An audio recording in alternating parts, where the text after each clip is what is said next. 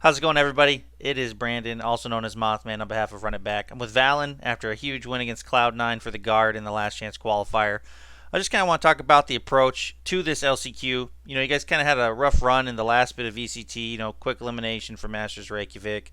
Didn't even make it out of the group stage during the last challengers. What did you guys do to ensure the confidence was in place coming into the LCQ? We just kind of took a step back and we relooked at all of our comps. We basically started from scratch, and we told ourselves, like, guys, we need to cater to the meta, because when we were losing, we weren't really playing meta comps or adjusting to the meta, even like not even for our comps, but we weren't understanding how to play against different comps, if that also makes sense. So in general, we were just kind of in a blunder at that time, not looking too hot. Um, and after the quick elimination from groups, we kind of just took a step back, took a couple of days off, came back super hard, and we basically redid everything.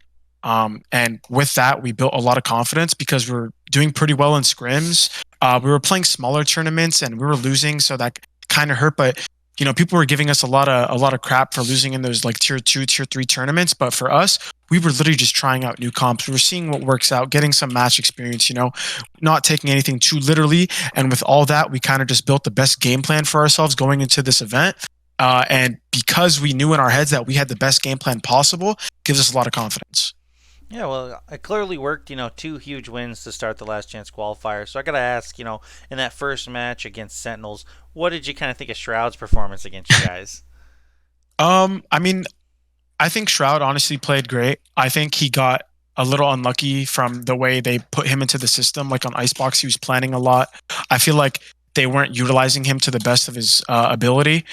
So maybe the scoreboard shows otherwise, but he still had big impact on the game. You can kind of tell, like, he's one of those players that you just, is that something about him, and it's because he has so much experience. He always stays calm under pressure. I think he played fine. Um, it was a really close match, so I don't think anyone was like tanking them, because if someone was tanking, we probably would have 2-0'd, right? So Yeah, and in the match against Cloud9 now, it's always been a hard fought battle, when you guys all face off. And before those final rounds, considering Ascent was their map pick, which they dominate more often than not, did you kind of expect it to go three maps?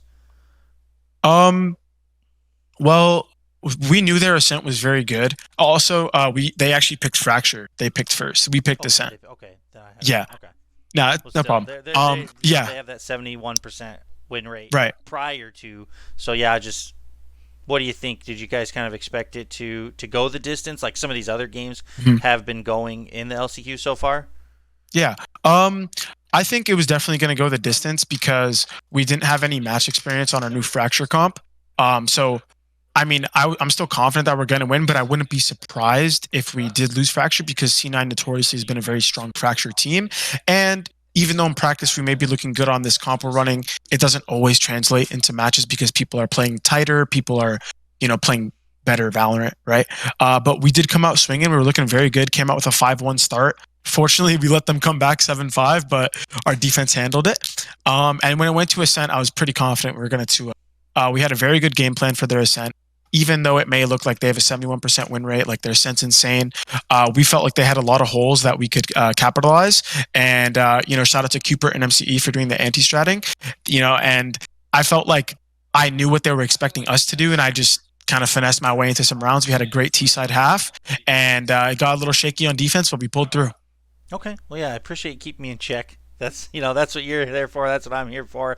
So I kind of got to course. ask something, in regards to Vanity being on the other side. A lot of people say they play their own game. They don't worry about what the other team's doing too much. But with such an intelligent player like Vanity, he's your controller counterpart, playing the same role, against you. Would you say that's true? Do you not worry about trying to outplay him or show him up at all? No, I would definitely say it is true. I do try to counterplay what, like, I do sometimes tend to overthink a little bit on, because I know that he's a very like smart IGL, and I know that they do a lot of anti-stratting and stuff like that. So, but I use that to my advantage because I know that they know, so I'll like show something that looks the same but not. Anyways, like, basically, yeah, like, he's very smart, and it's always in my head that he might know what we're trying to do. So it is kind of like a game of chess versus him, and it's always a pleasure because he's one of the best IGLs in NA, and it's to put my skills against him. It's always fun. Okay, well, finishing things off, it was tied 11-11 on Ascent. Those huge sheriff kills came in by net. Side player finished off with the last two while they were distracted. We saw in the stream, after the round ended, everyone get out of their seats, screaming and cheering, shaking the backs of chairs, everything like that. Kind of what were you guys saying to each other after that massive round got you to series point? Man, that was an insane. Oh my god.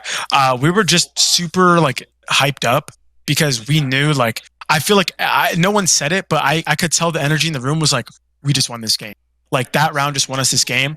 We have to like because we had a really good setup for the next round when we had our op up, and we knew we were gonna win as long as we had that op. And Michael and our net inside coming out and clutching that for us was insane, and everyone was just so happy because like we knew in that moment we were gonna take it 2-0. Yeah, that was my follow up question on that. I was going to ask if you thought, just that energy kind of fueled the momentum needed for that quick final round to take the series 2-0. Clearly it did.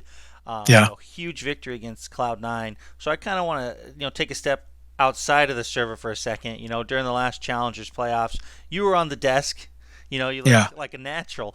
I want to know, did being in that role of the on-screen analyst, did that have any effect on how you view or even play competitive Valorant? That's a great question. Definitely, I went into it with that mentality in the back of my head where I'm hyper analyzing these games for the people, and at the same time, I'm also like increasing my skills because I'm just spending a bunch of time VOD reviewing. It was a great opportunity for me because I wanted to just test my like social skills and see if I could talk like on the camera. But also, we had off time from scrims, so I wasn't taking away from any practice doing it, but I was gaining a lot of like knowledge on teams because I was analyzing like the entire series every day. So I would definitely say it helped me when I got back, like be more innovative and come up with new ideas. Um, yeah. Okay, yeah. Is there anything specific that you can recall bringing maybe to your play style from doing that, or even just to the team as an idea? Um, Nothing too specific, but when I would look at teams, I would see some of the strats they ran. And it's a little different when you're just watching the game because you see the strat, but when you're really analyzing it, you're looking at everything and it really like makes you think. And I've seen some cool strats from like all the teams that I watched, and I'd kind of like write them down, be like, yo, let me pocket this for ourselves one day.